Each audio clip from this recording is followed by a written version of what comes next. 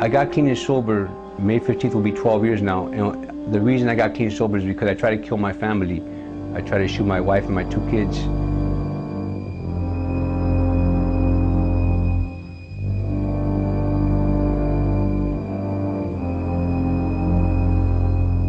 I got into the gangs because to belong. And I was one of those vatos, bro, that would, like, you know what? I hit up everybody. That was me. I didn't, because I wanted to die. I thought it would be an honor to die for my barrio. You know what I'm saying? And I saw this one vato, man. He was dogging me, you know. And I told him, what the fuck you looking at, this shit? I didn't know he was high on some PCP, you know. He put his finger in his mouth. True story, bro. I swear. Put his finger in his mouth, bit it off, and spit it at me, bro. That's crazy, dog. You know what I'm talking about? One time I got busted 19 times in 1 month, Holmes.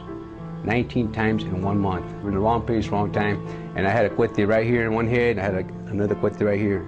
And I was like, do it, motherfucker, do it. Come on, punk, do it. And I feel the gun. The dudes were scared because they were going to kill somebody that didn't give a fuck about his life.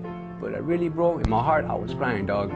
Because I cared, home. But you know what? You had to put on this fucking facade. You know what I'm saying? Like, you know what? I don't give a fuck. I give a fuck. But you got to play that part. And that's what's so bad about being in the barrio, you know, trying to be somebody like that, because if you're not like that, you're considered weak. And if you're weak, you're not gonna survive, dog, you know what I'm saying? It's a vicious cycle, man.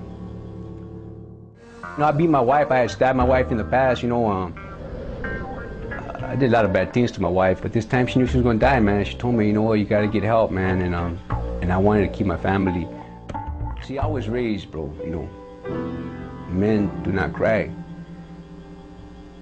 So I never cried, man. You know, I always held that inside, you know. So what happens when you don't cry, you let it out a different way, which is through violence, you know what I'm saying? Because you got that shit built up inside you, so you let it feels good to hurt people. See, I hurt people for the fuck of it because it felt good to me. Dig what I'm saying? But now I understand this, is that to hurt somebody else would make me feel better. So when I started taking acting school, I would go to the scene study classes, and I would always pick a monologue or a scene where I got to cry.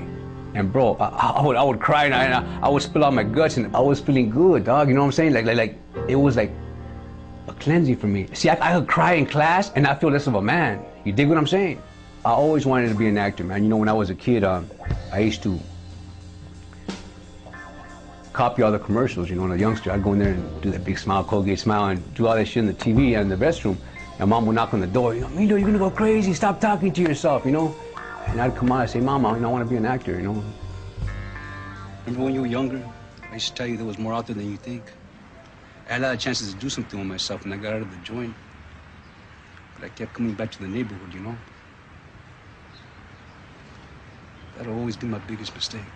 Well, pretty much most of the roles I play, I'm either shooting somebody or stabbing somebody, which is not hard to do because I did it in real life, which is cool in acting because, you know, we do it, but nobody gets hurt, you know what I mean? Gangster life is glamorized, you know? But it's not even about a body no more, it's all about drugs, and it's like no respect.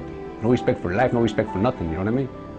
Getting in is being like a follower, man, you know? And